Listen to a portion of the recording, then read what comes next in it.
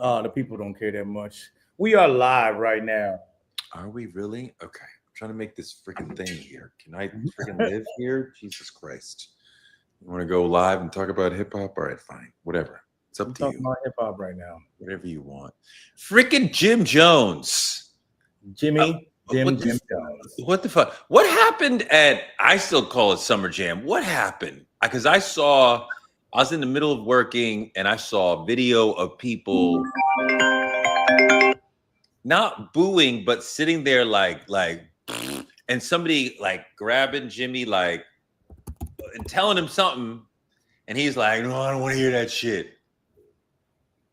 I saw the stage. From the stage, I saw a video, which I'll try to find. I saw a video of him doing his thing, and then everybody wasn't really reacting to it at the show. I don't even know what show it was. But I don't think this has to do anything with this Jimmy versus Nas situation. Really? I think that's just like, why would the New York fans be hating on Jimmy? They're not hating. There was nobody, people were just standing there. It didn't look like hate. It looked like this song I don't rock with. I don't even know what song he was performing. Probably some new shit. If people don't rock with your song, especially black folk, if they're in the crowd and they don't rock with your song, they ain't gonna play around like they like the joint. I hear you, but Jimmy's not new. He's old. Not old school, but he's just been around. And like, people would at least, like, be up and at him and respecting the capo and like, I'm glad you came. If this joint ain't hitting, like, you'll be back, But like, this was like, the vibe I'm feeling from the crowd was like, we don't like you. Not we don't like your music. We don't like you. We're mad at you.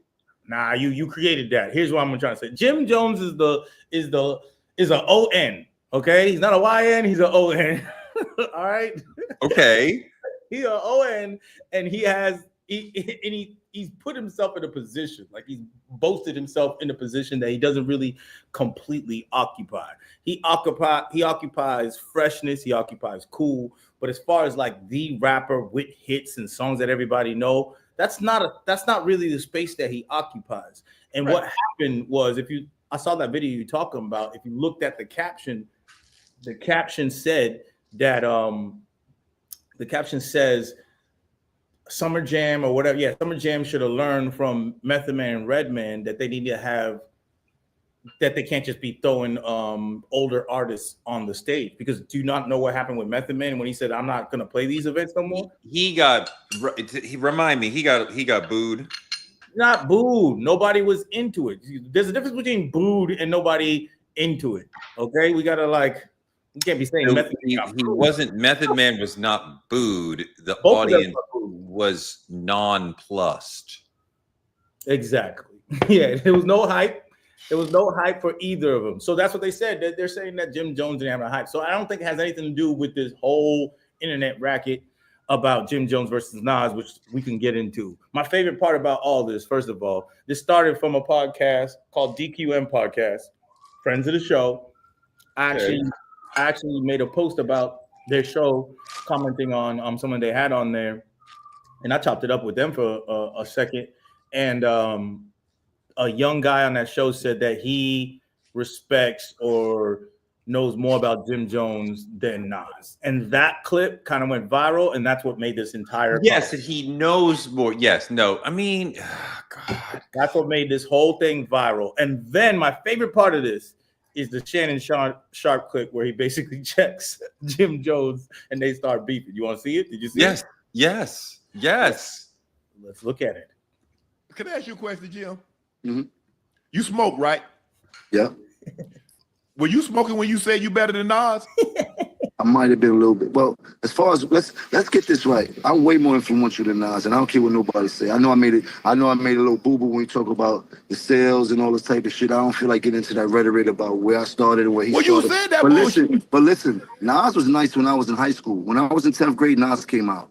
Nas was dope. We appreciated him. He had a little bit run, but Nas always came up second to Jay and DMX and all these other people. Like he Ain't never no had shame that. in that. There a lot of folks came up second to Tom Brady. He never had that type of influence on us, except for his first album. I already told you. I used Except to want to for his dress like Nas because he had a lot of fresh clothes that the hustlers used to wear and shit. And we used to see him on TV. He had one of the illest albums of all time. And then in high school when he had the barbecue and shit like that. So I'm a real fan of Nas, but he kind of lost me after the movie Belly and shit like that. Like I don't. Man, go ahead. Belly. He Belly. Belly. Belly. Nas lost you after Belly. I mean, this is all bullshit because Jimmy is hip hop through and through, and Nas is hip hop through and through. You can't say you don't like Nas, but I like hip hop. There's no anti-Nas constituency whatsoever. You know, this is one of the top 3 of all time on almost everybody's list. Number 1 are many people. A lot of MCs rhyme like him. A lot of MCs listen to him. It came off. He might be talking about clothes. Niggas was never trying to dress like Nas. That's what it seems like.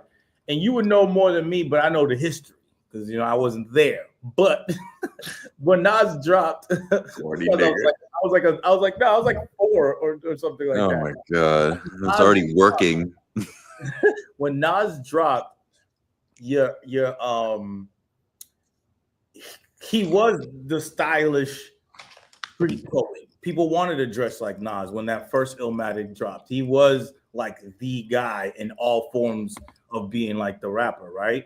And that aesthetic kind of, you know what I'm saying, with the Tim boots and the big jackets and the Scully hat, the way he rocked everything, people rocked with him. So that's why I think he's really talking about aesthetics. And that, even with the Belly movie comment, it feels like he's talking about aesthetics and not really talking about the whole picture. Like Nas isn't the most like quoted, respected rapper, like one of all time. Like Illmatic is revered as like one of the best albums period of all time. So it's like you don't really need to do much, I mean, yes, Illmatic, but also so many other things, right? I mean, my God, the double album, King's Disease. This is not like, I did it once, and Jimmy is kind of talking about it like, oh, he did it once. But like, this is an incredible career overall. And there's many of these albums where there's many songs I don't like, but there's several songs that we love. And like Nas has just come up so many times in so many rhymes. If I have to argue, and I'm not arguing with you, if one has to argue with somebody like Jimmy or that child that you were referencing about the importance of Nas, we're done. I don't have anything to talk to you about because this is not a conversation. Yeah, I mean, the one thing that the young boy was like 22. Jim Jones. You got to educate yourself. You are responsible for educating yourself. You can't come out here and be like, well, I'm only 22. I didn't see the rise of Nas, so I rate Jimmy. That's fucking stupid. It's your responsibility. Educate your fucking self. I hear you. That's if you're trying to be that. And I don't think a lot of these young dudes, if Travis Scott is literally one of the biggest artists in the world, right? Supposedly don't even listen, doesn't write his records, doesn't even listen to other people's verses. These kids don't care. There's obviously a split. There's some kids who do care, who listen to underground rap, who study Nas and all that type of stuff. And then there's some kids who are just like, this is what's popping, this is what's trending. And they actually into hip hop because of the aesthetics. That's fine. That's fine. Don't come out here talking about it. Just enjoy it in your headphones. Don't get on a fucking camera and talking about, well, I prefer Jimmy to Nas because that's what I know because I'm young and fucking dumb. Educate yourself. There's more ability to understand the past, especially great art that came out before you now than ever. Like we had to do a little bit of work to get to the James Brown, to get to the Thelonious Monk, to get to the, oh my God, Marvin Gaye, What's Going On was on an LP. And like we had to get an LP to blah, blah, blah, blah. Now you could just fucking click on Spotify and listen to Marvin Gaye and listen to Sly Stone and listen to Nas and listen to Kool Herc and listen to fucking just understand the fucking culture. Don't come outside and be like, well, that's what they played at my fucking high school. Fuck you. That's what they played him. Moving over, but staying on task. Tyler did an interview with Complex, I believe, right? Yeah. And he's really talking about what you're talking about. This is what he said, one of the extras. He says, I think we got a lot of people who aren't smart and just want attention on platforms to be loud and incorrect. And other stupid people follow them. Is this about Mal? Just in general, where are the people with skills? We need electricians, we need more drummers, painters, teachers. Everybody with the mic is crazy. He's talking about us. I just think I think it's gross. But what he's really saying is what you're saying is that just because you might be in this section where you are a casual listener, you're a casual fan, you're an aesthetic fan of hip hop, doesn't mean you need to start speaking on the culture of it. Those things do not. You could like, you like freaking FUBU. You like wearing Nike sneaker retro Jordans because hip hop made everyone wear retro Jordans. That's fine. That's an aesthetic thing. But you cannot now have an opinion on the culture because you aesthetically are attracted to the hip hop. Yes, but beating up on the kid is easy because he's being really stupid. And I hope that he hears this and educates himself. As far as hip hop, you can't be like, oh, I just never listened to Nas. I just never listened to Jay-Z. I just never listened to Snoop. Like, fuck you. It's all right there. Just get on Spotify and educate yourself. But why is Jimmy running around attacking Nas, who is barely a contemporary artist now? He's really like, I'm moving on to like entrepreneurship and philanthropy and like investing and like, I'm really, he may drop another album. His last album was solid, but like he seems to have moved. So it's like a weirdo shot to like a semi-retired player. Like, what are you doing? Well, one, you're gonna have to say that, yes, it's weird for you to do this, but the problem is his ego, right? It's like this fake performative rapper ego that's not needed. I don't think that's needed. I think we could kind of leave that, but that's my perspective. I feel like you could be truthful and then really authentically get to a space of being better than people, then tell people that you're better than people. I think that's more attractive nowadays than the old school. But why is he doing this? Here's what I'm trying to say. Let me get to that. Let me build it. The old school idea of like, just because I'm in the sport, I have to say that I'm the best. I have to feel like I'm the best. So I'm not going to back down from people. There's a difference between having confidence and just being completely delusional, right? Yeah. He's fighting from a space of ego. He even gets in that clip with Shannon Sharp to explain why he's doing this. One, he's doing it because that kid made this a popular topic. The kid they did that. That pod made that. So he had to defend himself, and he's releasing music. He said that I'm active.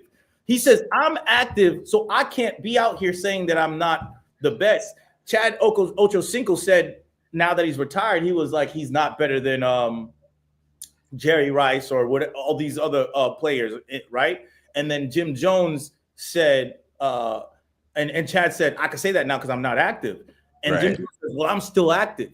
And that's where he's coming from, the place of I'm active. I can't be telling people that they're better than me when I'm active. So Jimmy got backed into a corner, basically. Yeah. The kid said something ridiculous, but Jimmy's not gonna tip his cap to Nas. So if you ask him the question, he's gonna be like, of course I'm better than Nas. He doesn't really mean it. He didn't walk out to go do the interview to shit on Nas or to assert his superiority to Nas. The kid did that stupidly. And now Jimmy got to run with it. Like, now he's got to run with it. Your man punched the wrong person, and now I got to defend it. And you talk to him later in private. You got to go out there and fight. You got to go out there and fight. That's what happens. Which I get it, but I feel like as an elder statesman, a veteran in the game, there's a way around that where you don't. It's like Nas is a legend. I've always loved Nas. He influenced us. He did great things to influence us in order for me to do great things. Boom, you say that, and then you like that's the way to democratically. You don't look like you put yourself lesser than Nas. You gave him his respect, and you move on. Now, the dissing of the lack of influence, the albums after Illmatic, Nelly, whatever. That's whack. It's whack. Now, as far as fashion and all that type of stuff, which is just a subsect of the culture. Yeah. Jim Jones has a lot of influence fashion wise. Sure, Like, he's a much more fashion guy. Sure. Yeah, you're a fashion guy. So that, I mean, what's that have to do with it? That doesn't have to do with the whole picture. But Nas has not, if we want to reduce it just to that avenue, Nas has not really been trying to play in that avenue. He does his thing. He dresses fine. He dresses hip hop. He does. Jimmy. But I mean, like, Jimmy is trying to be forward and, like, represent his Harlem aesthetic, like, very hard. Like, you tell he thinks a lot about what he's wearing. Just like Tyler and Pharrell, like, think a lot about what they're wearing, and Kanye, etc. But I look at Nas as more like, he's not trying to do anything special. He's not trying that hard. He's trying that hard on the lyrics, right? So you're sort of barking at, like, the wrong avenue of Nas. Especially now, it's like, especially now it's the lyrics. And I feel like unless you, especially like if you've already influenced people culturally with your dress and your style, right? That only could last a certain bit. The next level is you creating some sort of brand that people could buy into, right? Mm-hmm. So I feel like that's the next level of you being a fashion icon, is actually making a fashion brand. Kanye, Pharrell, the ones prior before them that I don't feel like naming, and Jay-Z. Prior to them that you don't. The guys who kind of started the hip hop fashion trend in the early 2000s, and then going into today, where some people can do it and some people don't. Jim Jones didn't really do that. He don't really got no fashion line. One thing that Nas did, Nas got his own label. Nas got into business. Nas is still rapping at a high level. Got his Grammys when he was in his late 40s. So what are we talking about? We're not talking about anything, because Jimmy just got put in a court. We've kind of been there. Like, you're in the barbershop and somebody says blah blah blah, and maybe you don't even fully think it through, or and you say bah. And now they're like, oh, really? And you got to defend it. And you're like, shit, I got the short stack. I got the shitty hand, but I'm going to fucking argue it. I got more records sold. No, you don't. Yep. I got more influence. No, you don't. Well, I dress better. Like, I mean, I guess, but, like, who really cares about that? Yeah, that's really what happened. That's really just what happened, is that this man was backed up against a wall, and he had to do that. But he didn't have to do that, though. That's what I'm trying to say. I feel like you could grab. He didn't have to do it. He felt like he did, but he didn't. He didn't have to do it. You know what I'm fucking pissed about? The other fucking side of this fucking story. What? This is supposed to have 4 of these, so that these can go into this, and there's only 1 of these and 4 of these. So now I can't do anything. Look in the bag. Look, this is part of the bag.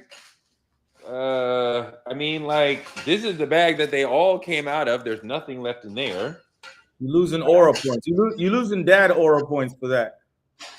I'm losing dad aura points. Fuck you. There's nothing here. They didn't fucking give me enough shit in the box to make the fucking thing. I'm returning this, and I'm very upset.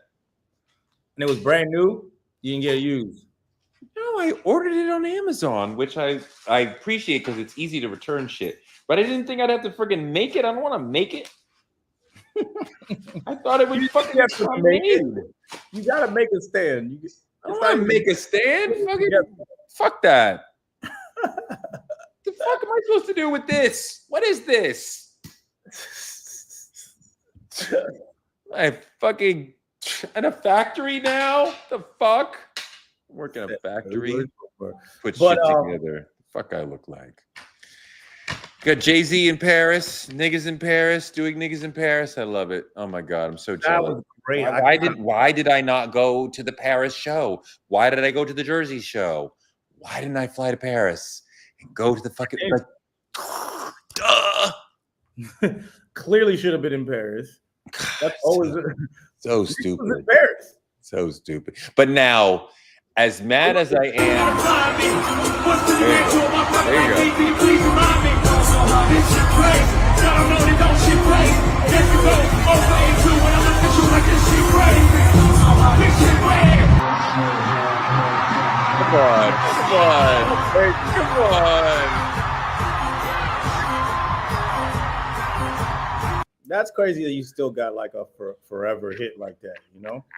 I mean, that beat, there's something like lizard brain in that beat that just freaking like makes you freaking get up. Like, yeah, like it's crazy that we'll probably never, ever see that entire song be performed again. But the intensity and like how long that lasts, because it has the old schoolness because of like Jay-Z's flow and his presence, and then it has that beat still is futuristic. It still works today. Like someone could make a song out of it today and it will work. And I just love songs like that and artists like that. And that's, I want to segue from that. First of all, Jay-Z need to come out with a new album. Like after that, I'm like, come on now. Whoa. Jay-Z is retired. You ain't know? I mean, he ain't told me, he ain't said nothing, but this is the longest break in his career from one solo album to the next. And I think he retired and he just didn't want the rocking chair tour, so he just didn't say anything. But he's like, I'm chilling. I'm good. I'm not doing. He might come out and drop a verse on a Khaled joint or a Taylor. Yeah. Like you want a joint? Like I'll give you a feature. I'll give you a song. Like when it's interesting to me, if I want to do it. But like, how old is Jay-Z? Now you're gonna make me fucking Google. Like 50. How old is he question drives toward can he? He can do it. He can do whatever he wants to do, and he could drop an album and it would be great. Nah. I think that the track record, if you're looking at the resume, you should see at 55, if I've taken, I think it's a 6-7 year break, the longest break of my career, he's done. There's no more albums. He's been done, but I feel like as an artist, like when time gets to you, like when you actually start having time, because he has kids, right? So he still gotta be a great parent. You got 3 of them. Once you get a little bit of time during your day, hold on, you're gonna make an album. Or if something happens to us. Maybe, but now you know Beyonce been on album tour mode for like 3 years straight. Like went from like making and releasing Renaissance right into Renaissance tour, right into making and releasing Cowboy Carter, right into Cowboy Carter, and those are 2 consecutive world tours, basically. Right? Over 3 years, she did 2 world tours and 2 major albums, and all the promotion for that. That weighs also on Jay-Z. She's either not around or we're going to Paris to be with her. We're good, right? And we fly private. So time is different for us. But like there's a huge, like I don't think that the massive amount of time and energy she's pouring into her career at this moment, this last 3-4 years, doesn't also impact him to where it kind of takes up my time to where I find myself supporting her and picking up the slack for her because she's working so fucking hard. She's in her prime. The reason why I brought up the age of 55 has nothing to do with his capabilities at that age. I was like, oh, you're 55 years old. You have a kid that is 15, like Blue. She's older. Yeah. She's not. I don't think she's 15. I think she's like 12. Let's look it up. You have a kid that's like 12. Then you have 2 young kids. When those 2 young kids are in their preteen, teenage time years, you're gonna have a little bit more time. And if Beyonce's not making an album, you're gonna have a little bit more time. That's what I'm trying to say. And when that time hits you, you're gonna want to make an album. Slick Rick is 60 years old, dropped an album, which has some fire on there. Did you listen to the Slick Rick album? No, she's 13. I haven't listened to it yet. I heard one joint that you sent me, which was fire. You gotta check it out. You gotta put. No, listen to it. I listen to it. I mean, I don't know. You wonder if a Jay-Z is like, what am I doing it for? What is the purpose? Like, what do I have to say? Artists, older artists starting to have those Andre 3000 self questions of like, can I be as good as I was? Would I be screwing up my own legacy? What do I have to say that is relevant at 55, 56, 57? I'm entering a conversation where there's a lot of 22-year-olds, 20-year-olds. Like, what do I even have to say to the world when I'm 3 times the age of the like? I could see a lot of reasons in his head to be like, I'm chilling. I'll drop a verse and keep it moving, but like a whole album. Hopefully, Hope is on that Clips album. So then I would love it. I would love it. I would love it. I mean, I'm the biggest Jay-Z fan. I want to hear from him as much as he wants to rap. That would be amazing if he could jump on the Clips joint. That'd be amazing. Now that they're on Rock Nation, it makes a lot of sense. There's this little bit of a controversy that was on X and Threads. Oh boy! But you didn't listen to the album, but I'll catch you up to speed. Slick has a song called I think it's like Not Easy, right? No, Landlord. The song's called Landlord. The beat's dope. His flow's dope. Thing about Slick Rick that's so amazing is that his flow, his cadence and voice is timeless. It sounds so unique that he doesn't sound dated at all. So when he's making like old school sounding beats and songs, it sounds like a kid just found out what old school music is and started like experimenting and making their own thing. So that's why you really got to listen to it. But this Landlord beat kind of sounds like a Q-Tip, Dilla type of beat. Gives you like a really reminiscent vibe, nostalgic vibe. But he's talking about being a landlord in New York. Like the entire story is a narrative of how he's a landlord in New York, and it's not easy to be a landlord in New York. Literally that. Okay. Like what a 60-year-old man would, what their life is about. Literally like that. And people are like, hip hop has lost its way. Slick Rick's over here talking about being a landlord. I know, right? That's not really the counterculture vibe we're talking about. Is he criticizing landlords or like? Not criticizing landlords. The thing is, niggas is really landlords though. Like rap niggas is really landlords. Here's my thing about that. I think it's interesting to criticize the narrative of being a landlord when we will boast and uplift people who literally talk about selling drugs into the community. Like one is okay. Well, it's what you're talking about. Look, if you were talking about, being a marijuana entrepreneur, like a legal that to me would be very hip hop. But also, if you were talking about, that's not what people have been talking about for the last. No, I'm saying, but if you talked about, like, you can talk. There are ways you can talk about your capitalist endeavors and still be hip hop. Your regular job, no, right? We would never do that. But like, there's certain things you could do, right? And like, yes, the underground marijuana sales and the above ground marijuana sales, like that would be cool. Some sort of like corporate rating where you're like upending the system. But like, I don't need you to always be attacking the system. We don't have to always be counter-revolutionary or countercultural, right? And revolutionary. Yeah, obviously. But speaking from the position of a landlord, depending on the tone you take, you are exactly locating yourself as the man. And we are not supposed to be the man. We are not the man. We are attacking the man. This is where I feel like it becomes hypocritical, which I think it's more so something to say about like it's an issue. It's not an issue with the story. It's who gets to tell it, right? What kind of power we're comfortable with. No, with the story that he's telling. No, but it's like it's the type of power that we're comfortable with and that we're associating with being hip hop or not, right? We're saying that, and I think that I do agree that a landlord narrative is wild. I agree with that at the core, which I'm listening to and waiting for the flip, like, oh, right.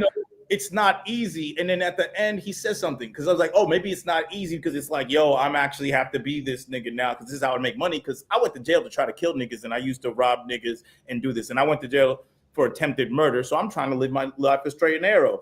It's not said explicitly, but when you listen to the whole album, that's kind of the point of his whole album, that he's living a victory because he went through shit and he came out of victory, and the album's called Victory. So that's what the whole point is. And he's talking about this aspect of his life, like being a landlord and trying to do something real. Like, you forgot where I came from. Like, I have to be calm because I could take this back to the streets, right? That was the whole point of that. But in it, it still feels like he's talking about Section 8. It feels exploitative. Like, it does. I listen to it. I'm like, this just feels. But you're right. We do have to couch it in the perspective of he's saying that his current life in whatever form is a victory because he's bounced back from being down for 10 years. Was he down for 10 years? Attempted murder, my guy. Like, no, I remember the original story. That's a decade. He did it, and I mean, you never know like how long a nigga's gonna actually do, but like you're gonna do some time if you fucking try to shoot somebody. He was gone. He was gone, and you're talking about somebody that like is I think is British born, correct? Yes. Heritage. Yes. New York hip hop. Freaking from the beginning, right? Like, he was there in the core, and you know the atmosphere that breathed new hip hop. Like, it wasn't sweet at that time, and he was like the storytelling hustler of that time period. So that's who he is, and him saying that this is a victory, him making a song about being stressed, him making a song about being a landlord, him talking about hip hop where he's at. Album's great. That song, like I said, it can be looked at as problematic, but I do look at it differently. Hold on. This says, let's see. Hold on. He got arrested in 2002, was told he was going to be deported, was refused bail for 17 months. They tried to deport him back to England. I don't think he did that much time. He got pardoned in 2008. I don't think he did that much time. Maybe I'm looking at the wrong thing. I remember 7 years. Hold on. Maybe I'm looking at the wrong thing. Hold on. Oh, this is a little. Oh, that's a later thing. He did 5 years. 5 years. Did 5. He only did 5. 9. Only did 5. Oh, only 5? Okay, on attempted murder. Shit. In 1990, he shot somebody who. His first cousin, blah, blah, blah. His first cousin who tried to extort him, actually. Numerous times, he says.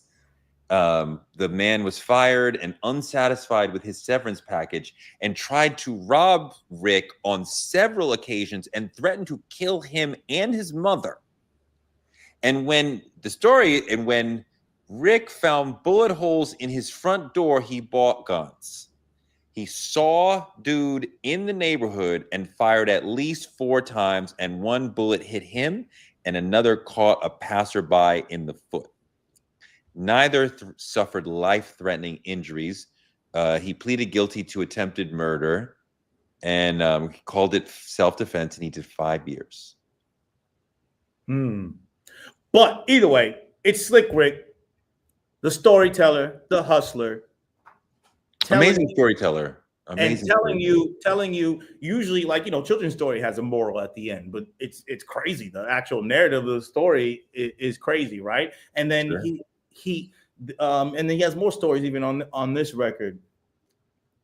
Is his perspective like mine? No, but same thing as someone who's selling drugs to their own people. That's poison to me. I wouldn't do that. That's not my perspective. But it's a reality and authenticity that I can respect, even for him to feel like, yo, this is what I'm actually doing. Instead of doing what I used to do, this is what I'm doing, the legal thing. Yeah. And this is my victory. And it's not easy. And he says something where he says, like, this person looked at him and said, like, all that you forgot where you came from shit, like something pleased me, something. Being a landlord in New York is not easy. That was like the end of the whole thing. And I was like, you kind of tried to say, you kind of wrapped it up in a moral, but you didn't really go into it. So, but just getting the whole, just getting the vibe of I'm living legal now. I have come up from where I was down, and now I'm friggin' like, you know, providing housing to people, for better or worse. You know, if it came out of nowhere or I didn't understand the context, I would look at it differently than understanding, like, I am talking about surviving a prison sentence. And 5 years is still a lot to, like, you know, to be traumatized. Yeah. I survived a prison sentence, and here I'm like coming up, making records. I'm a landlord. I own this thing that other people live like. So I see more of the personal import of that to him. Yeah. And if Then we're being real, like a lot of these niggas is think about how many people from his time period ain't got no money from their records that are like timeless records. They ain't got no money. He got some money, bought a building, probably worth like 10 times what he bought it for if he bought it like in the 90s. Depending on when he bought it. I mean, if he didn't, maybe. First of all, it's New York, so it's worth 10 times anyways. Well, Manhattan, yes. Brooklyn, Queens is different. It's different. But anyway, it's a good investment. He bought a place, yeah, whatever it is, and he's saying that this is what he's going through. I think it's interesting. But going back to the whole record, there's a lot of different narratives, a lot of different stories, some different sounds. He's experimenting with old school, got UK people on there. There's a little bit of a movie-like cinematic narrative through the skits that play throughout the record. Like if I had to I don't like giving numbers for albums, but I'd give it 4 out of 5 mics. Look at Anthony Fantano over here. 4 out of 5 mics. Yeah, but it's good. It's really a good project. It was surprising because of being like, yo, this guy, me forgetting how good Slick Rick is. That was the thing. And then seeing someone being from an elder statesman and being able to do that. You know what I'm trying to say? Like, wow, this is futuristic. This doesn't feel like I'm making old shit that I used to make. This feels relevant to now and relevant to the space. And that's why you got to listen to it. So you wow for not listening to it yet. There's no reason for the hating. You know, it's funny because I feel like I need certain moments I am open to new music and certain moments I am not. And like, you know, I have to, and I can't necessarily just control the window of like, you know, where am I? Like, am I rushed or stressed about what I'm going into? Am I mentally thinking ahead about like, okay, I'm going to go do this and I need to be prepared for this. I need to think, well, that's not a space where I can listen to new music because it's going to like either take my attention, oh, this is so good and interesting, or, oh, this is not as good as I would have hoped it was. You know, and sometimes I'm like in my feelings for whatever reason. So I need to be listening to Blonde because I need, you know, to be like comforted, or I need to be listening to, I don't know, something that's going to like drive me up because I'm up here. So the music's got to meet me up here.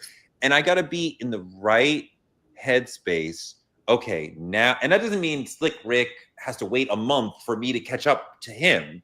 But like not every minute I'm available to like, I'm really tired right now. If I start to listen to that new album, right, it may be like, I don't have the energy for you to, you know, expand me to something new. So I need to let, you know what I mean? Yeah, no, I feel you. I mean, I listened to it on I was doing a bike ride out here like every day, and it's like freaking 30-minute, 40-minute bike ride. So I just listened on the bike ride. Shit was dope. You know what I'm saying? Workout music. That's where I listen to new music, is always on a workout. Old music is always like you cleaning the house or just listen to music just to listen to music. But 100%. That's funny you say that, because sometimes I need, like, I'll be itchy if the song isn't hitting in the first 10, 15 seconds. I want to go to the next one. So if I really want to force myself, I will put it on and then go do something else like cleaning, to where I'm not next to it. So now I am forced to engage with the whole song and not give up on the song early, which sometimes is like, okay, I needed to get acculturated to the song and now I like it. But you would have said, no, next 10 seconds, it didn't kill me next. I'm like, you know what I mean? So I'm kind of the opposite of like, I can get into new music if I'm like, put the phone or whatever over there and move away from it. And now I have to listen to your thing. I like what Screwface said that. I feel you on that. I like what Screwface said here, because that's exactly how I feel. The gym is where I break records. Yeah, if you want to break into to my world, I break records at the gym. Because the beautiful thing for me about the gym is like, when I listen to songs that I know, I start listening and dissecting like every part of the beat and the verse and all that type of stuff. Slows time down, so it makes it feel like the workout is taking longer. So when I'm working out and I'm listening to something I don't know where it's going, So it allows me to think ahead, and I'm moving, and I'm like doing so much, and it's like, oh, the song's done already, and I've done like, 15 reps. Okay. So that's the thing Okay. I like about it's all where I love breaking records at the See, gym. now in for me in the gym, which is a great space to do it, and I understand why you guys are doing it, but I want a certain vibe. I need the energy to do my cardio, to do my lifts, whatever. And so I'm here for like up. If it's up and it's stuck, it's fucking, up, like high energy shit. I would never listen to Blonde at the studio, at the gym. It wouldn't work, right? I would be like, this doesn't fit because it's super mellow, right? So I would be open to new music of a certain sort. Like I discovered Big X the Plug at the gym, and I was like, I can, I'm the largest, man. Like I can, but then when it's like I don't know, something sweeter or slower or more like I'm like I'm not listening. Two Most Wanted is not for the gym for me, but I love that record.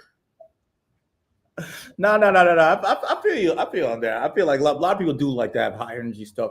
But it's like, just because I love music so much, it's like I could listen. I was listening to a jazz artist, like I was listening to Miles Davis one time because you were like, you gotta go listen to Miles Davis again. I was listening to all his greatest hits. So I was listening to Miles Davis, all his stuff, and I was just like, wait, from when? Sense. From when? I listened to it? No, the greatest hits from when? The 50s, the 60s, the 70s? Which No, period? Playlist. This is Spotify playlist. It's a Spotify. I know, but what are we talking about? Like early Miles, Electric Miles? Like which? Like I'm gonna show you I'm gonna look at the playlist and show you. But because he grows so incredibly. 100%. That's the thing that I was like, because what's it, Bitches Brew or whatever. That's the one I've always listened to. Yes. From beginning to end, because my boy put me to it when I started actually liking jazz, but I never really went back to Miles Davis. Or Miles Davis. So that's my whole thing. And so I was listening to a whole Spotify playlist of everything. I'm like, this is so different. Like the range of jazz that is so different. And I can listen to it while moving, but I definitely need to get into Miles Davis album. Yeah, no, I mean, I love Miles. Thelonious Monk is incredible. I feel his genius. I love John Coltrane. I can feel his spirit. I would not listen. I would turn off jazz at the gym right away, right? Like that would be so weird to me. Also, dancehall, one of my favorite all-time genres. I would not listen to dancehall at the gym, right? It wouldn't feel right. It feels like mellow, like soothe into your spirit music, not like, I gotta get this fucking bar off of me. I mean, yeah. Well, like, yeah, I completely understand that. Like, a lot of people want energetic music at the gym. Just the gym specifically. I got to get up for all the shit that I got to do. Yeah. But I understand you guys. I mean, one of the number one spots to break records in all of hip hop culture is the strip club. Strip club. Especially the Southern strip club. Especially the Atlanta strip club. That's what broke trap. And you know what? And this is another topic and thing I was thinking about a lot is like the idea of like trap fatigue. Like, feel like that happened for a lot, and then it started changing as far as like trap went. Chicago had their version with drill, and then you go to Michigan with their style, and then Memphis. And that's how you get Big X the Plug and all them, like that Southern, real Southern sampled sound, right? And I feel like without the strip clubs meaning anything anymore in the same way that they did, like because club cultures kind of died a little bit, right? People go to strip clubs, but that like actual effort and the meaning of the strip club doesn't seem like it's there like it was in like 2015, 2014. The music completely has changed a lot. Like when you look at the charts and what's coming out, it's not like the strip club music like it used to be. And those records don't really go the same way. Wait, explain if you understand why the strip club, especially, what's the big club in Atlanta that JD always talked about, that Jermaine Dupri always talked about? Magic City. Magic City. Magic Yeah, City. Do you understand why Magic City and other Atlanta strip clubs were a great place to break records and a place that a lot of A&Rs and artists were thinking about for a while? Maybe it's not such a thing anymore, but it was a thing for a long time in hip hop. Like why was it got commodified? I think it's still a thing, but I think it's just so business oriented that it's not really real. Where before it's like all them niggas actually went to strip clubs all the time. People went there, right? So there's a lot of people there, a lot of dudes there, and the girls are gonna dance to the songs that are hot. So if that song's making the girl go crazy because she likes it, and then the guys start throwing a lot of money, this thing created a whole synergy of this girl's able to perform to this song because she enjoys it. The guys sees that she enjoys it. They're throwing a lot of money. This song's hot, and now it's getting high rotation within the strip clubs. You see what I'm saying? It's like this. Look, we had a great night throwing money, and she was going crazy to this song. Now this other club, smaller club's gonna play it. Now everyone's playing the song, and now they take it home with them because I had a great night last night. You know what I'm saying? The song becomes a part of an experience that you had. I mean, you go to so I hear that when you go to the club, the girls are dancing as the song is playing, but you have the kind of a unique social experience in that men are in the strip club sitting, listening, and not really talking. And then the girls are dancing and the music is playing. So we can put music into your mind where you are actually like able to listen to it. Right. And because if you're in a bar, you're talking. If you're in a club, you're trying to pick up girls. You're dancing, but I'm trying to fucking meet girls. And in the strip club, you're just fucking sitting there watching her do her thing. Yeah, they be talking though. Like they be talking. I mean, it's not like a library. But like I'm not trying to pick up girls. I'm trying to like, will you dance? Give me a dance. Give me a dance. But like I'm talking about like, oh, she stopped, whatever. But in a club, we're like talking and right. So that it's a little bit different for the consumer there. Completely different, but the experience is still an experience. And like when it was hot and everybody was doing it. And the things have shifted. And I think what's shifted is really kind of like people getting music on the internet, as well as that started being like a payola type of thing with the strip clubs. I think it started becoming an infrastructure. Like, okay, we made this song. Let's pay this DJ. Blah blah blah. Now you got 18 rappers a night trying to pay the DJ to get their song played. It's just like anything else. You're gonna get oversaturated, and things ain't really gonna work that way. And then the internet started actually breaking songs and artists. And what I think, especially now, why so much chill songs are making it their way into culture, or even like some of the trap songs that are just don't feel like you need to be super hyper energetic, is because people are listening to clips on their phone, and you're not like jumping around and seeing the excitement. And I think it's hard to convey excitement and intensity when you're looking at something on your phone, but it's easier to see like some chill, serene scene because you're probably in your bed at night and you see this chill, serene, like chill little rap microphone thing in the street and he's just saying something. It kind of works to that type of mind frame because you are not really active. So you're not, the experience of the music works with you. And I think that's what's kind of changed things. But Screwface got a, what's he got? Chat. Cardio is where that slower music hit low key when you got to lose yourself and not think of what you doing for a period of time. Blonde is for the treadmill. I appreciate that Blonde is working for you on a treadmill. I rock with that. I'm trying to turn up. The higher the BPM, and I'm matching the rapper's cadence or the beat cadence. And I'm like, if Annie Up, there's one joint I'm going to find on my playlist that drives me nuts. If Annie Up comes on, I could run 25 miles an hour for 10 seconds. I don't even, that fucking track will fucking just, and I'm out of here.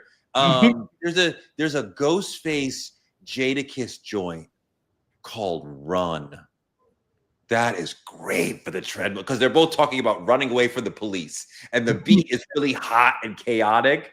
And what's it Jadakiss talking about? It's Task Force Tuesday that like, and I'm fucking running and get out of my way and shit. You know, Ghostface describing himself running, get the fuck out the way. That shit'll have me fucking going. Hold on, there's another joint on my playlist that goes so hard. It's the BPM so fast. If the song comes on, I could run my treadmills because I'm sprinting on the treadmill. Like Screw is doing like slow runs, and I understand that. That's what he needs to do. I don't want to get a lot of like sweat in the dreads, but like I mean, like I'm out there like sprinting as hard as I can because I'm trying to get the friggin' lungs as good as. He's mad, right? He's like, fuck you, nigga. He about to come at you. You know, Screw don't take no time to diss nobody. He's gonna make this song about me now. Fuck you, nigga. But Dr. Umar's burner said, Oh I think God. the culture's appetite in general is shifting. It's clear with how little people are living with a lot of released music nowadays. Kind of surprised it's not more of a discussion.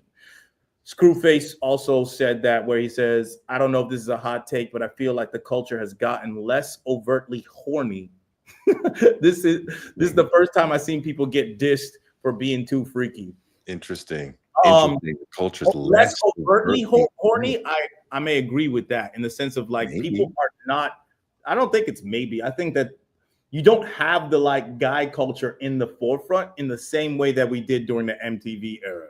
Like the early 2000s, like the 100%, like the guy culture and the way you talk about women and all that. It was just only thing you saw because you only had one platform. Now, so many people have different platforms, so things are a little bit more divided. So you're getting different perspectives on everything, and being overtly horny is definitely weird. You just look weird. You look like a creep if you're just coming off that. Just look at Love Island and how people act on Love Island. Yo, that's my daughter's favorite show right now.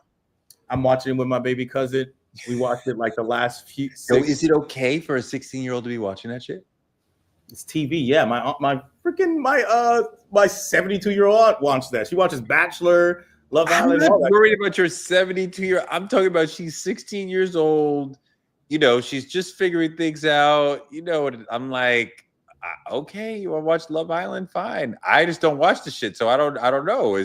Should they be watching this? Should they not be watching this? Should they not be watching? It depends. Yeah, 16. I don't know. There's things going on that show. I don't think she like what? They have sex on that show? Yeah, it's not like you know that they did do it. Not like you don't see it. If you don't see it, it's fine. That the fact of sex is fine. I shouldn't want her watching it, or not yet. But there's some suggestive things. But whatever. It's all. You know what's good for the gym? You know what's good for the treadmill? Trap Queen. That big ass chorus. Oh my God. That shit. And I mean, all the Clips Pharrell shit. When the last time? What? I'm trying to find this other record that destroys me on the treadmill. They're saying Gen Z in general is less overtly sexual than millennials in my experience. I don't know what your experience is. That's weird, Marty. In my experience, kind of prudent. I haven't experienced Gen Z. You're a millennial. Maybe he is Gen Z, so that's why he's saying that. He's like, my experience. So he's but that actually, stats wise, that was a thing where they said like boomers and millennials were the most like overtly like sexual generations, and what's it called? Gen Zs were not very sexually active as a generation in comparison to the generations before. There's a whole study on that. So I mean, it's very possible. It's very possible either way. But that's the strip club, and people don't go to. We already talked about the club cultures. Like people don't really go to clubs to really listen to music anymore. No, you don't go to clubs to listen to music. So yeah, at the strip club, I got you seated, probably not talking, staring at her, so then I can get you in here. It makes sense that it would work. I don't know where this other damn record is. I'm gonna find that other record and tell you. You found that. What else you got? Record. But yeah, I mean, I'm telling you, you haven't watched no Love Island, but I'm gonna tell you right now, Ace and the rest of them niggas, they some haters. You don't know who I'm talking about. Ace and the rest of them niggas, they some haters. I did oversee like a little bit of it. Somebody was complaining about something. I'm like, ooh, he sounds entitled and obnoxious. And she was like, yeah, he is. Yeah. I think he was blonde. Is that Ace? What did we say? He was blonde. You said He was. I think he was blonde. Is that Ace, the guy you're talking about? Ace is a black dude. Okay. Ace is a Oh, black he's the one who's all tatted up. Yeah, he has With Ace the- on his back.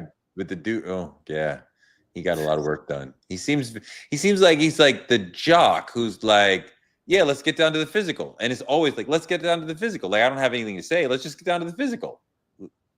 Right? Like, that's how I got the vibe of him, of like the jock who really doesn't have anything to say until we get down to sports or whatever.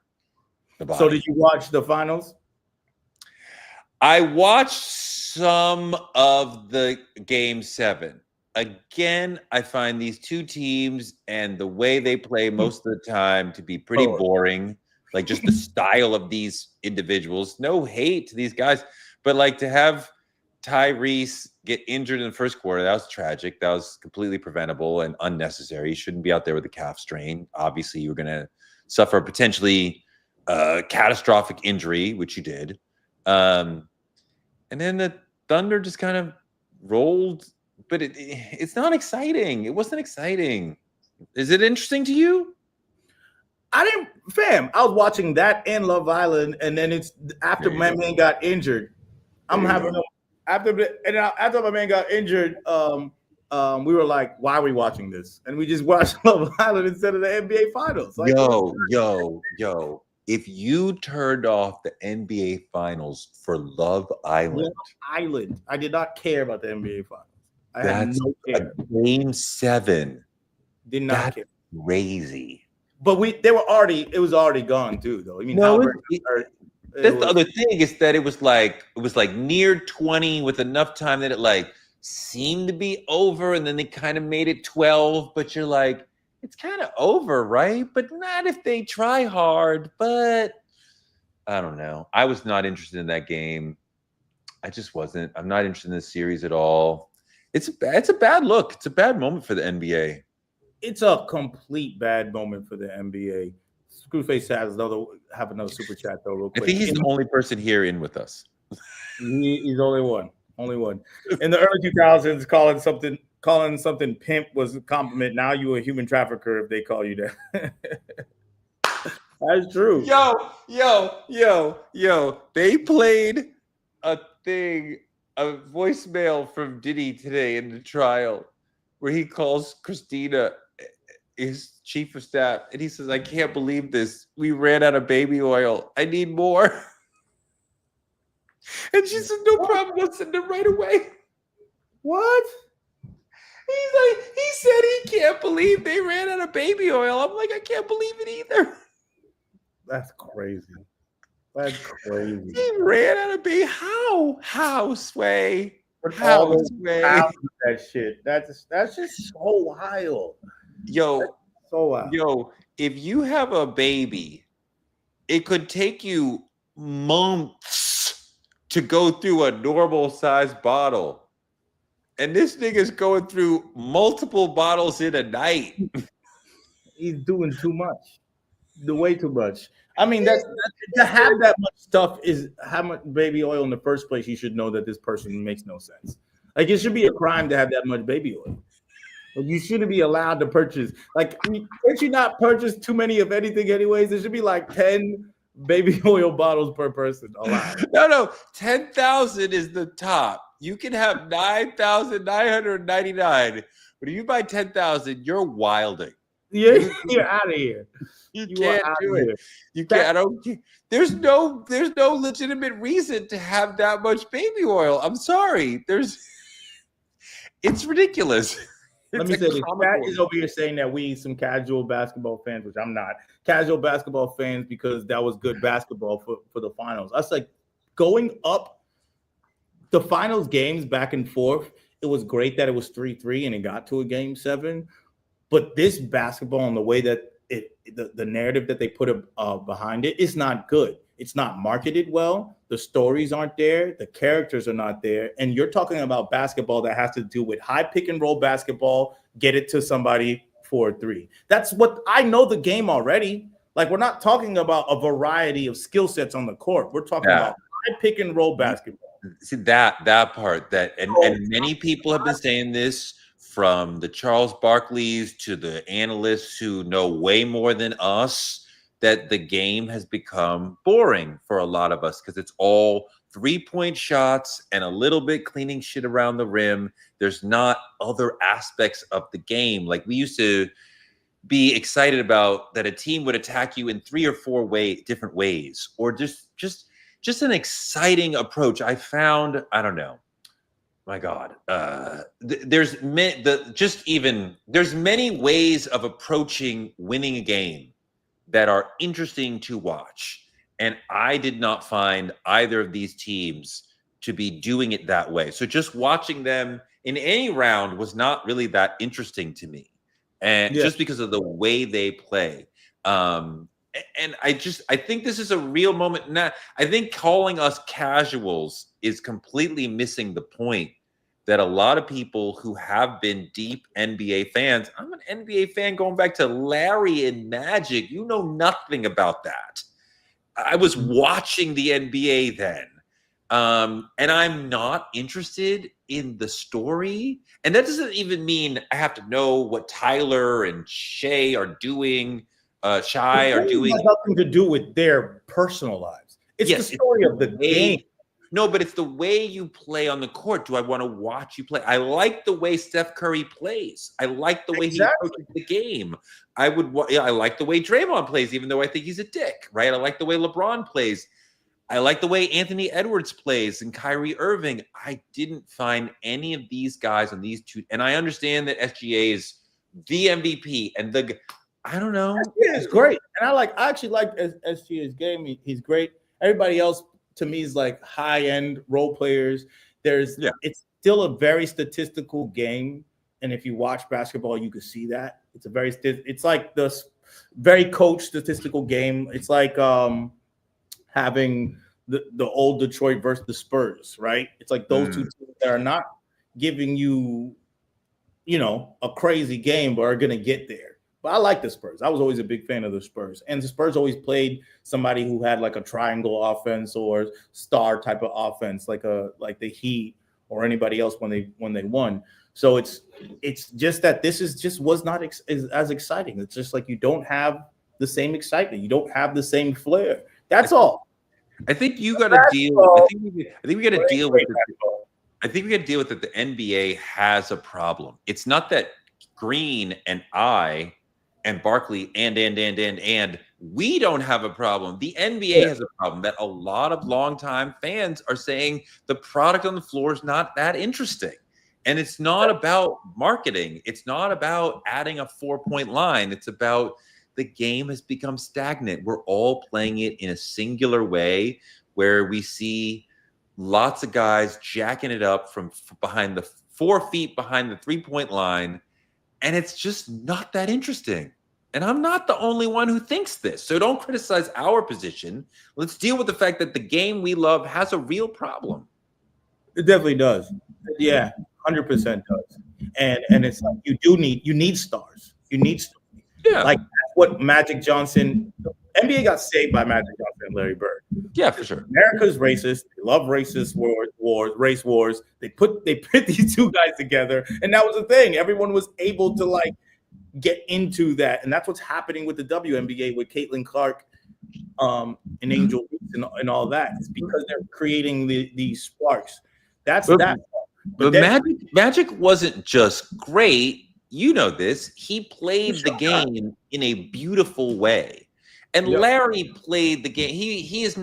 Larry is not a beautiful athlete by any stretch, but he played the game in a brilliant way. And that doesn't mean like white equals brilliant, but like he had a multifaceted game. He could do everything. He was exciting to watch, even as he seemed like he don't look like a great athlete, but goddamn, he can shoot. He's an incredible passer. He's a rebounder. He's out there really. And Magic was also a very cerebral, brilliant player and passer and genius on the court. So we're excited by the way they approach the game, not just the winning, but the way they win. 3,000%. Someone said if Magic would be asked in today's game, too many weaknesses. And I don't like now in today's time. It's like having these generational wars is completely stupid. because it's just a hypothetical. You just threw out a fictional hypothetical that came out of your brain. There's no way to prove that. There's no way.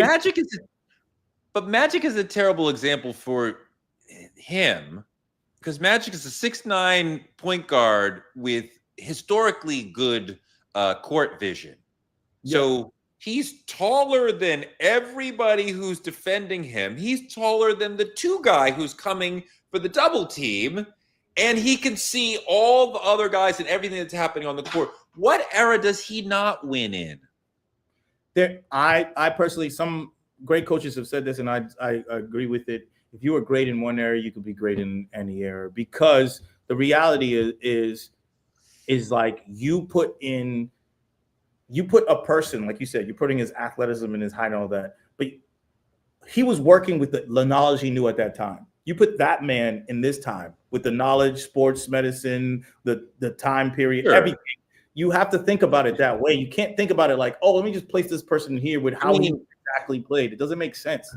I mean, I think there are ways that the game grows, and I understand what you're saying, but I think there's ways the game grows that certain players, I don't know that a Steve Nash is an extraordinary player as guys get bigger and stronger and they're able to deal with like what he does successfully.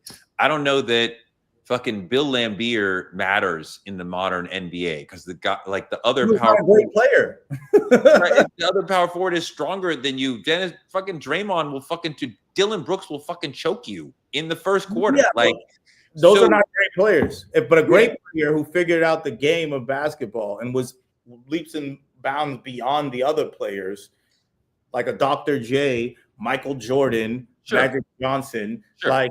These elite guys for sure. They will figure it out. And Steve Nash probably would be actually good because Steve Nash he just worked to make himself useful within the game. And he had that type of tenacity to make himself useful with his skill set and athleticism and his mindset. Steve Nash probably could be good. I just think it's hard. It's hard and it's disrespectful to the older guys to be like, well, you're not as good. Like, well, yeah, I mean, we understand how the game moves forward. Every game moves forward. People get bigger and stronger and able to do, but that doesn't mean that the guys from the past suck. The whole narrative of Jordan was playing against plumbers or whatever the fuck. Like, it's so dumb. Yeah, I think the Jordan conversation is so crazy because it's like you saw this man. We all saw this. It's like this man literally. They didn't. That's the problem. They didn't see it. Water. I mean, you could see it on YouTube. Like you could just see it. And you're just looking at it. You're like, oh, that guy was just standing there. You're not putting yourself as a player in the game and not realizing like this is something that no one ever seen before. You're doing it and thinking about it from a place of, look, everyone plays like Jordan now. Like everyone plays like Jordan now. So you're like, oh, I understand this. There's more skill and more thought put into the game today than ever before, right? But if you take Jordan, the person who innovated, he created these things that you're looking for, and you put him in this place, who says that mind doesn't innovate and create and push things forward in this time as well? Even like you make me think about how Ja Morant is probably faster than Jordan. He can probably jump higher than Jordan. He's probably quicker than Jordan. Is he better than Jordan? Oh, that's ridiculous. But he is an extraordinary player, and Ja struggles to exist. I hate wouldn't exist, right? But Ja struggles to exist without the example of Michael Jordan. He clearly grew up watching Michael Jordan. And even if he said he didn't, then you grew up watching Kobe, who grew up fucking patterning himself after Jordan. So you're still watching Jordan, essentially. I mean, Ja Morant is absolutely somebody. Wade is Jordan.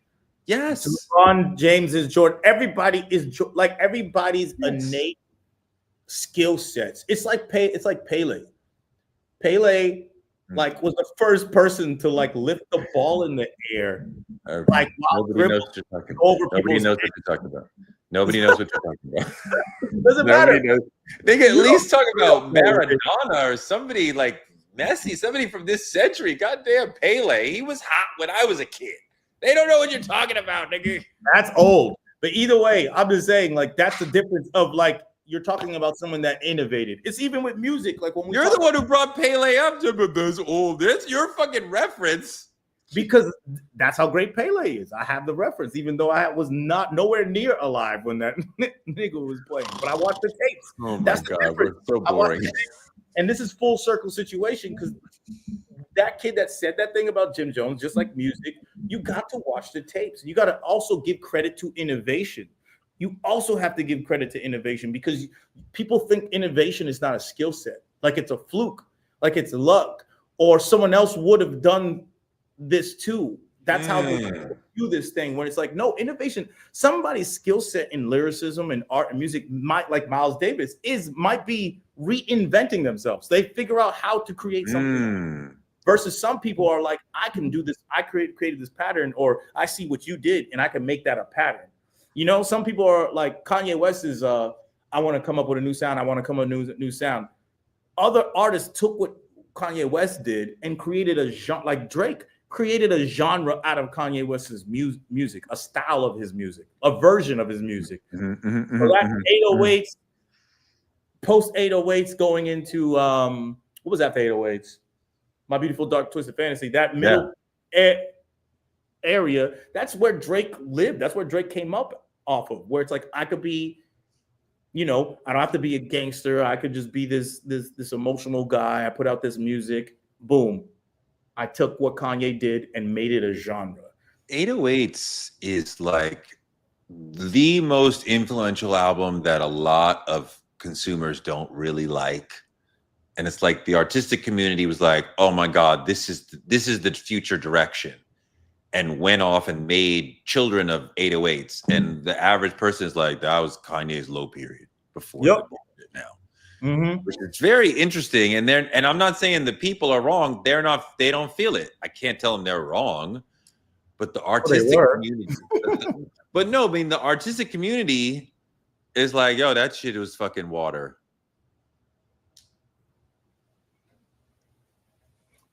You saying the artistic community didn't like it or did like it? No, they were saying it's like water. It's like man, water. It's like holy water. Like this is everything. This is the direction. This is where we go from here. Like not just Kanye, not just Drake, but I mean like this is future. This is Travis Scott develops out of that. Like other artists develop out of that album. Like it's an interesting divide that the people are like meh, and the community, the artists are like, oh my God. Tyler. That's the whole range of it all. And that's why I think like what Playboi Carti and Travis kind of did with it now, and which is interesting with the whole Pusha and Travis thing, it's because Travis kind of created that split now, which is like, I don't care about rap. It's like rap doesn't matter. I care about aesthetics. That's why his music feels like a sugar pill. Right? It's just complete placebo. It's placebo rap. There's no actual substance in it, but the aesthetics are amazing. Like the infrastructure of the album is great, but there's no substance in it. There's no people living in the city. He reminds me of like, I love that way you put that. He reminds me of like the black guy who's black. He's down. But he goes and hangs out with the white kids sometimes. And then he comes back to the crew. Like, why were you hanging out with Chad? Yo, Chad got some wild music for that ass. And I'm not an Oreo. I just hung out with Chad. Let me put some black flavor on what Chad is talking about. And that's my music. And that's what you think. That's what you think Travis is. I feel like that's Kanye. Really? I feel like that's Kanye. And Tyler, right? And I'm okay with that. They're like, go and get this shit from Chad. It's like, yo, did you hear this shit? That. I feel like Travis is just completely existing, is like jumping around, showing Chad black music. I think that's what you think Travis is trying to make Chad black music. Yeah, I think Travis is the kid that goes to the classes like, yo, this is MC Hammer. You need to check him out. And then starts rapping MC Hammer lyrics to Chad as his own. But isn't Travis doing his version of, I want to say punk, but it's bigger than that. But like, I feel like it's kind of like that. No, I hate that reference. I hate when people say that. Punk Okay. is fucking punk. That nigga makes rap music. Travis Scott makes rap music. No, I know. I didn't say Travis makes punk. That's why I say he hung out with the Chili Peppers or whoever the fuck. I don't even know what the references are because I don't go to that town. But he went outside of our references, found what he wanted, came back and made his own black shit that respects their references and is still some black shit. Yeah, like Tribe Called Quest before him. That's been done plenty of times. With what? I said like Tribe Called Quest before him. Like Well, I'm saying before. But I don't know where you see that with Tribe because that's very traditional hip hop, native tongues. No, but they did things Muslim influence. What? They did things that weren't expected, like sampling Lou Reed to make one of the greatest freaking. No, I love that song, but any sample can become hip hop. It's the same, yeah, but that's what I'm trying to say. That's the same thing as Travis. Travis is not making some other genre of music. I didn't say he was. I'm saying he's pulling influence from another genre into hip hop, which is different than sampling another genre. I think it's the exact same thing. That is not. I would disagree with that statement. That if everyone's sampling James Brown, because that's what everyone's sampling, and sampling black music to make black music, because that's how hip hop started. The person that goes, "Hey, what about this freaking crazy shit over here? Let me start sampling Bjork. Let me sample Lou Reed. Let me sample that." You are bringing something else into these genres. You making the Daft Punk, taking Daft Punk and making Stronger out of it is taking from a different place and bringing it into Travis isn't powered by samples. It's a whole sort of sonic experience that he's creating in his songs that are like this feeling, this atmosphere, this sonic texture. And like, it's not just like, I grabbed a sample from a culture that I didn't know. Tribe Called Quest, they weren't speaking to Lou Reed. They were like, this sounds good. We can make this hip hop. We can make anything hip hop.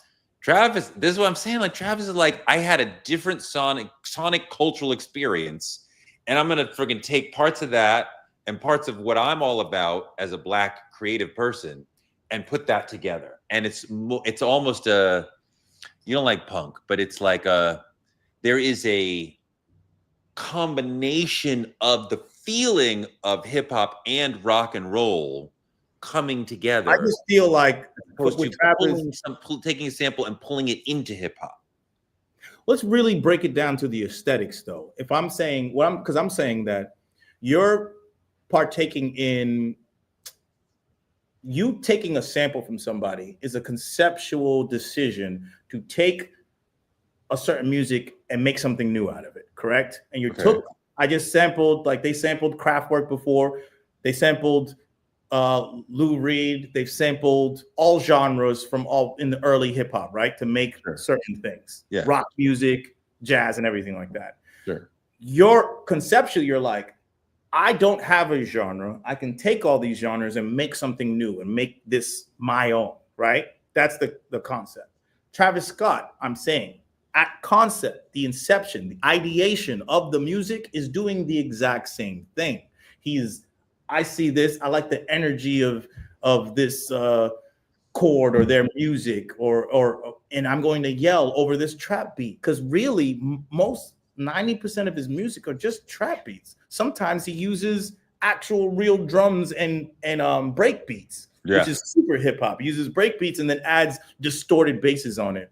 People see his show and his aesthetic, and they start applying it to the aesthetics of the music and the ideation, and that's my issue.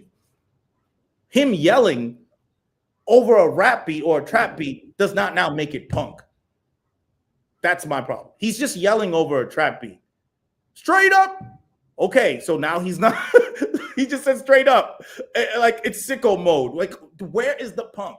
You guys are well, don't get stuck on the word. Don't get stuck on the word punk. No, I'm just saying to try. Let's say it's the word. Let's say it's the word rock. No, people call it rage. What they call it, they say that Travis kind of started the rage movement, which is all these rappers. That's like Playboy Cardi. There's Yeet. There's Destroy Lonely, the Opium Guys, all that stuff, like where they make this rage sound, right? Mm. I'm trying to say that rage started going more where it becomes its own subgenre of hip hop. That's different. But Travis Scott himself, I'm saying there's an energy towards it that you guys can notice. And that's from the visuals and the iconography and the aesthetics of the sound. But it's just hip hop music, because that's my only statement about it. I respect that. That's my only statement. People were going in on it, but on a whole bunch of this stuff, there were some comments that were interesting. But I do want to say people were talking about. Yeah, can we like excommunicate this person from hip hop? Is that possible? Can we do that? I hear a lot of Eminem and K-Dot. I hear him though. I catch that a lot. Cadences. K-Dot would tell you to your face that Eminem is a huge influence on him. Fuck that shit. Fuck that shit. Anyway. But yeah, we gave him an hour and 20 minutes. You got any other super chats? I don't know. Let's look. Screwface was holding. Oh, we got Jermaine L. Johnson. I go to the gym at 6 a.m. Wait, Iran attacked a military base. Which one? Which one? In Qatar. Both Qatar as well as the U.S. military bases in Qatar had around a 40-minute heads up. What happened? We attacked a military base in Qatar. Excuse me. Iran attacked a military base. Iran attacked a military base in Qatar. A U.S. military base in Qatar. I mean, my wife is Persian, so, get in where you fit in. That's interesting. I love Dean Witherson. It's likely at this moment Trump is sitting in the Situation Room. No, I don't think so. I don't think that. Oh, Tehran gave them a 40-minute tip-off. See, that's how you do things in a professional way. You don't surprise them. You tell them, we're about to attack you. If y'all want to leave, you can leave. And they minimize killing that way because you're not a fucking monster.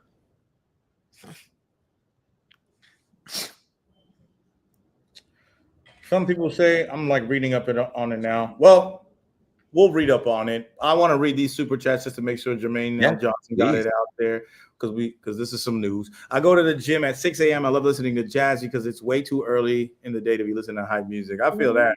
It makes a lot of sense. I would love to talk to him like how does the jazz like give you energy to like do the tough squats or whatever the fuck, like, because I appreciate, like, I need my vibe to be here because it's 6 a.m. I can't have headbanger Annie up at 6 a.m. But I might need a little help from the beat to get that bar up off of me. Where are we there? No, I can feel that. I feel that. But early, I can't do that 6 a.m. workout. But I feel him on that. It's like, I don't want to be like, I'm not listening to Travis Scott at 6 a.m. Like, that's not happening. I ain't listening to Travis Scott at 6 a.m. If I'm up at 6, it's probably Blonde. I probably need like a comforting sound. My man said Annie Up is the perfect alarm clock. LOL. Nah, bro. That shit will scare me every morning. I'm saying soft music to wake me up. Yeah, I need soft music. Annie Up. I mean, if we're gonna go out and shoot somebody, yeah. We're gonna go out and rob some people for sure. What is the purpose? What are we waking up for? Annie, like, yeah, what? That's the energy you want to start your day with? Like, that's your life? I feel like you should ease into the day. Like, wake up in cycles. Like, you're kind of open your eyes for a little while. Then you might look at your phone or talk to your partner for a little while, and then you kind of get to a certain awakeness, and then you leave the bed. But you don't just open your eyes and get out of the bed. Like, you got to fucking ease into the day. Come on, if you can. Late for the bus for school. Like, I don't want that energy. I don't want that stress. You know what I mean? That's stress. I can listen to the Roots Things Falling Apart in the morning. Hell yeah. Okay. I can listen to that shit. Well, gym space before I leave. I can only go to the gym at like 7 a.m. You make your own schedule. I'm saying, aren't you a famous YouTuber? You can do whatever you want, Screw. Linus. You rapper. You know, as far as I knew from when I was out and about interviewing rappers all the time, I only thought that the studios were available at night. I didn't know that they worked in the day. I never heard of a studio session that wasn't between 10 p.m. and 4 a.m. It was always a late night, overnight slumber party vibe. Yeah. Vampire shit. That was most of it. And it's usually because it was a young man's sport, and they was going to the club, then making the song, coming out. You know what I'm saying? It was that type of whole activity. Whereas now you gotta do that.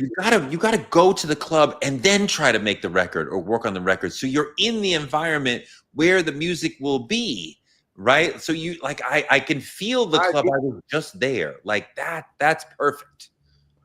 I could kind of agree with that. Or you could have the atmosphere where you're working too.